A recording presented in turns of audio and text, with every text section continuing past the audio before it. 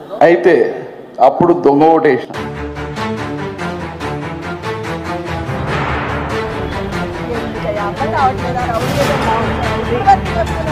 Open గా డబ్బులు పంచారు కదా, ఓపెన్ గా అప్పులు పట్టిస్తే నేను మీ నవీన్ యాదవ్ మన జూబ్లీ నియోజకవర్గ ఉప ఎన్నికల్లో. నమస్తే folks, welcome to my channel. Folks, ఎల్లప్పుడూ రాయి నీటిలోనే ఉన్నా మెత్తపడదు. అలాగే మనిషికి ఎన్ని కష్టాలు వచ్చినా తన ఆత్మవిశ్వాసాన్ని కోల్పోకూడదు. అసలు నేను ఈ మాట చెప్పడానికి గల కారణం రాజకీయ నేత నవీన్ యాదవ్ విషయమే. 16 ఏళ్ల తన రాజకీయ జీవితంలో 4 సార్లు వరుసగా ఓటమి పాలైన నవీన్ యాదవ్ ఏనాడు రాజకీయాల్ని వదులుకోలేదు. ఓటమిని ఒక్కొక్క మెట్టుగా చేసుకొని చివరికి విజయ తీరాల్ని చేరాడు. ఇక అలా తెలంగాణ రాజకీయాల్లో అత్యంత ప్రతిష్టాత్మకంగా మారిన జూబ్లీ హిల్స్ అసెంబ్లీ ఎన్నికల్లో కాంగ్రెస్ అభ్యర్థిగా పోటీ చేసిన నవీన్ యాదవ్ భారీ మెజారిటీతో గెలుపొందడంతో అతని 16 ఏళ్ల సుదీర్ఘ శ్రమకి దక్కిన ఫలితమే ఇదని, అతను సరైన సమయంలో కాంగ్రెస్ పార్టీలో చేరడంతో ఇతనికి విజయం లభించిందనే వార్తలు మీడియాలో హల్చల్ అవుతున్నాయి. అసలు నవీన్ యాదవ్ బ్యాక్గ్రౌండ్ ఏంటి? తలసాని శ్రీనివాస్ యాదవ్ కి నవీన్ యాదవ్ కి ఉన్న సంబంధం ఏంటి? తన తండ్రి చిన్న శ్రీశైలం యాదవ్ వల్లే 16 సంవత్సరాల నుండి రాజకీయాల్లో ఎదగలేకపోయాడా? నవీన్ యాదవ్ నెట్వర్త్ ఎంత?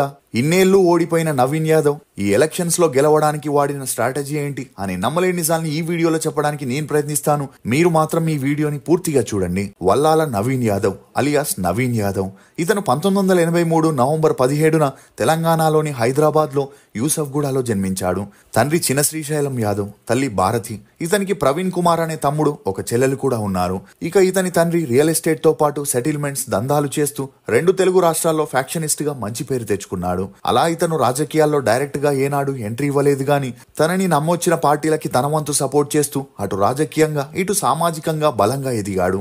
ఇక అలా తన తండ్రి అండతో చాలా మంది రాజకీయ నేతలు జూబ్లీ హిల్స్, ఖైరతాబాద్, కుకట్పల్లి నియోజకవర్గాల నుండి పోటీ చేసి గెలవడం చూసిన నవీన్ యాదవ్ కి చిన్నప్పుడే రాజకీయాలపై, ఫ్యాక్షనిజం పై ఇంట్రెస్ట్ ఏర్పడింది. అలా తన తండ్రికి ఇదే విషయం చెప్పగా అందుకు తన తండ్రి ముందు నీ చదువుని కంప్లీట్ చేయమని చెప్పడంతో 10th వరకు ప్రైవేట్ స్కూల్లో చదివిన నవీన్ యాదవ్ 2002లో కొండాపూర్ విజ్ఞాన్ జూనియర్ కాలేజీలో ఇంటర్ని పూర్తి చేసి బేగంపేటలోని బ్యాచిలర్ ఆఫ్ ఆర్కిటెక్ట్ కాలేజ్ నుండి తన గ్రాడ్యుయేషన్ ని పూర్తి చేశాడు. అలా ఎప్పుడైతే తన ఎడ్యుకేషన్ పూర్తయిందో తండ్రితో కలిసి రియల్ ఎస్టేట్ బిజినెస్ లు చూసుకుంటూ మరోవైపు ఆర్కిటెక్ట్ గా కూడా పనిచేస్తున్న నవీన్ యాదవ్ బీఆర్ఎస్ నేత మాజీ మంత్రి తలసాని శ్రీనివాస్ యాదవ్ తమ్ముడి కూతురైన వర్ష గారిని వివాహం చేసుకోగా వీరి అన్యోన్య సంసారానికి గుర్తుగా ఒక అబ్బాయి జన్మించాడు. ఇదిలా ఉంటే 2001లో ఖైరతాబాద్ లో విజయరామారావు గెలుపులో చిన్న శ్రీశైలం యాదవ్ కీలక పాత్ర పోషించగా ఆ గెలుపుతో చిన్న శ్రీశైలం యాదవ్ టీఆర్ఎస్ పార్టీలో చేరుతాడని అందరూ అనుకున్నారు. కానీ ఏ పార్టీలోనూ చేరకుండా అన్ని పార్టీలకి తన మద్దతునిస్తూ మంచి పలుకుబడిని సంపాదించాడు. అలా రాజకీయ నాయకులు సెటిల్మెంట్స్ చేసేందుకు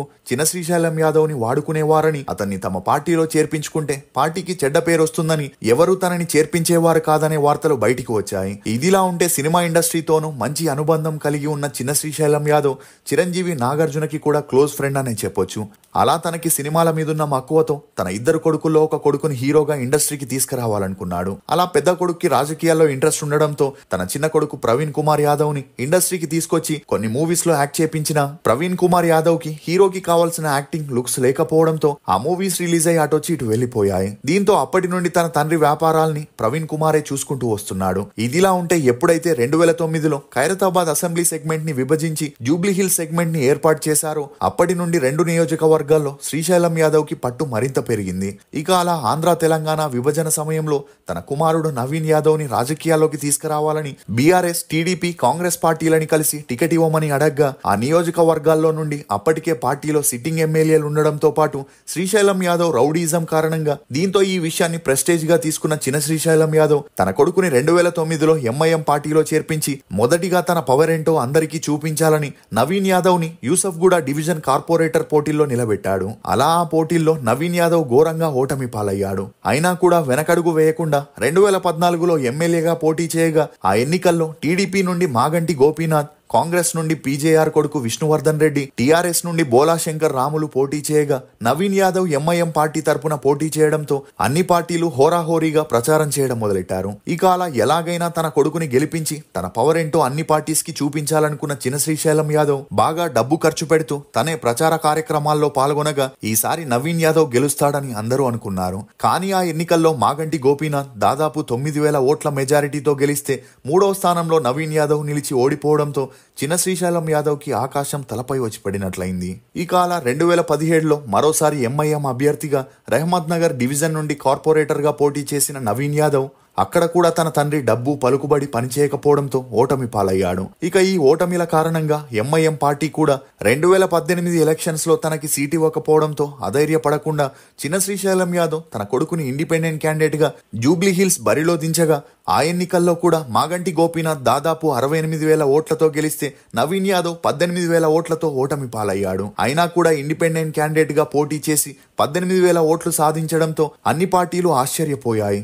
ఇక అలా 2023లో జరిగిన అసెంబ్లీ ఎలక్షన్స్ లో ఎలాగైనా ఎమ్మెల్యే అవ్వాలనుకున్న నవీన్ యాదవ్ అప్పటి వరకు తాను గెలవకపోగా ఓట్లని చీల్చడంతో గెలుపుకి చేరువలో ఉన్న టీఆర్ఎస్ మినహా కొన్ని పార్టీలు పంచాయతీ పెట్టి శ్రీశైలం యాదవ్ తో ఈసారి తన కొడుకుని పోటీ చేపించొద్దని, తన వల్ల ఓట్లు చీలుతున్నాయని ఒక ఒప్పందం వేసుకోగా ఎలాగైనా మాగంటి గోపీనాథ్ ని ఓడించాలనుకున్న శ్రీశైలం యాదవ్ 2023 ఎన్నికల్లో తన కొడుకుతో పోటీ చేపించలేదు. కానీ టీఆర్ఎస్ తరపున పోటీ చేసిన మాగంటి గోపీనాథ్ కి 80,000 ఓట్లొస్తే, కాంగ్రెస్ నుండి పోటీ చేసిన అజారుద్దీన్ కి 64,000 ఓట్లొస్తే, బీజేపీ అభ్యర్థి లంకల దీపారెడ్డికి 25,000 ఓట్లు రాగా మాగంటి గోపీనాథ్ 16,000 ఓట్ల మెజారిటీతో గెలిచి హ్యాట్రిక్ ని సాధించారు. ఇక బీజేపీకి మునుపటి కంటే ఎక్కువ ఓట్లు రావడంతో నవీన్ యాదవ్ బీజేపీలో చేరతానని తన తండ్రికి చెప్పగా, తన కొడుక్కి ఒక పెద్ద పార్టీ సపోర్ట్ ఉంటే ఖచ్చితంగా గెలుస్తాడని రాష్ట్ర బీజేపీ అధ్యక్షుడిగా ఉన్న కిషన్ రెడ్డిని కలిసి ఈ విషయం చెప్పగా అతను పార్టీలో చేర్చుకునేందుకు నిరాకరించడంతో ఏం చేయాలో తెలియని పరిస్థితుల్లో పడ్డారు.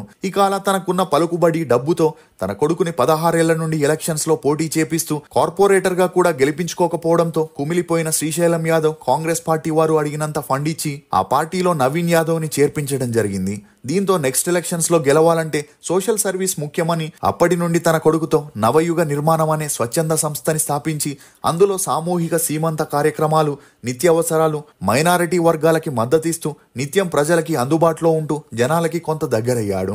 దీంతో 2028 ఎన్నికల్లో కాంగ్రెస్ పార్టీ జూబ్లీ హిల్స్ నుండి నవీన్ యాదవ్ కి ఎమ్మెల్యే టికెట్ ఇస్తారని ప్రచారం జోరుగా జరిగింది. కానీ Jubilee hills MLA Maganti Gopinath అకాల మరణంతో జూబ్లీ హిల్స్ లో ఉప ఎన్నికలు రాగా ఆ ఉప ఎన్నికల్లో అతని భార్య సునీత గారికి టీఆర్ఎస్ టికెట్ ఇవ్వగా, మరోవైపు కాంగ్రెస్ పార్టీ జూబ్లీ హిల్స్ లో నవీన్ యాదవ్ చేసిన సోషల్ సర్వీస్ ని, తను జనాలకి చేసిన సేవని చూసి తనకి టికెట్ ఇవ్వగా ఆ అనౌన్స్మెంట్ తో నవీన్ యాదవ్ మరియు అతని అభిమానులు సంబరాల్ని చేసుకుంటూ గట్టిగా ప్రచార కార్యక్రమాల్ని మొదలెట్టారు. అలా జూబ్లీ హిల్స్ లో 3,92,000 మంది ఓటర్లుండగా అందులో 2,04,000 మంది పురుషులైతే 1,80,000 మంది మహిళా ఓటర్లుండడం గమనార్హం. ఇక అలా ఈ ఎన్నికల రిజల్ట్ రాబోయే ఎలక్షన్స్ లో పార్టీల భవిష్యత్తుని నిర్ణయిస్తుండడంతో అన్ని పార్టీలు ఈసారి ఎలక్షన్స్ ని ప్రెస్టేజ్ గా తీసుకున్నాయి. అలా ఒకవేళ బీఆర్ఎస్ గెలిస్తే రేవంత్ రెడ్డి సర్కార్ కి కొత్త తలనొప్పి మొదలవుతుందని, నవీన్ యాదవ్ గెలిస్తే రానున్న కాలంలో బీఆర్ఎస్ కి గడ్డు కాలం మొదలైనట్లే అని పలు రాజకీయ వర్గాలు భావించాయి. ఇక 2014లో నవీన్ యాదవ్ సమర్పించిన అఫిడవిటీలో